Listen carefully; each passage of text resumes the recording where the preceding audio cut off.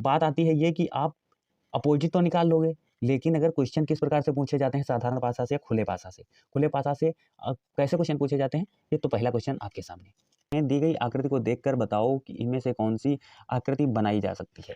ये पासा दिया गया है और इनमें से कौन सी आकृति बनाई जा सकती है ये आपको बताना है। तो आप कैसे लगाओगे, कैसे करोगे आप, मैं बताता हूँ। देखिए, सबसे पहले आपको करना क्या है, इनके अपोजिट आपको निकाल लेनी है। सबसे पहले इसका अपोजिट क्या होगा भैया, मैंने आपको अभी बताया हूँ कि एक को छोड़ना है और दूसरे को पकड़ना है। एक को छोड़ना है और दूसरे को पकड़ना है, यानी कि कहने का मतलब ये है कि 2 का अपोजिट 4 होगा।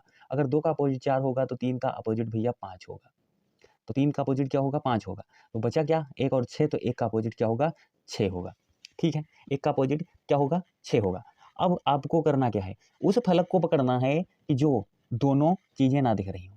मान लीजिए अगर 3 और 5 हो तो दोनों एक में ना हो। देख लीजिए, 2 का अपोजिट 4 इसमें है, दोनों हैं। अगर दोनों मिलते हैं तो ये नहीं होगा।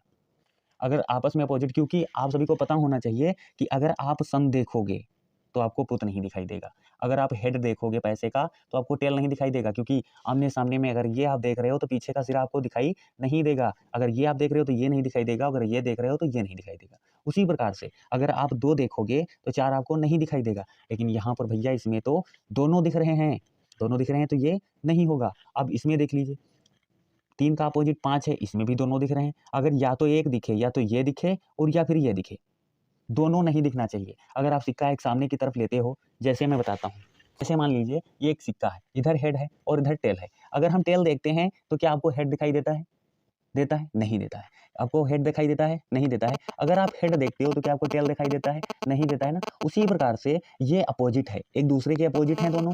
एक अपोजिट दिखना चाहिए, एक नहीं दिखना चाहिए। एक दिखना चाहिए, एक नहीं दिखना चाहिए। एक अपोजिट दिखना चाहिए, एक नहीं दिखना चाहिए। आई बात समझ में? तो उसी प्रकार से आपको यहाँ पर क्या करना है कि देख लीजिए, यहाँ पर 2 का अपोजिट क्या है, 4, और यहाँ पर भी दोनों संख्याएँ दी गई हैं। तो ये नहीं होगा, और इसमें 3 का अपोजिट 5 है और दोनों दिए गए हैं, तो ये भी नहीं होगा। अब ये देख लीजिए, एक का अपोजिट 6 है और एक का अपोजिट 6 है, यानी कि दोनों दिए गए हैं, ये भी नहीं होगा।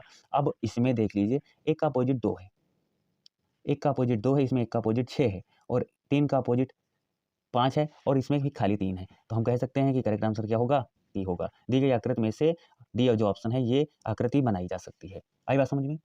अगले प्रश्न की ओर बढ़ते हैं।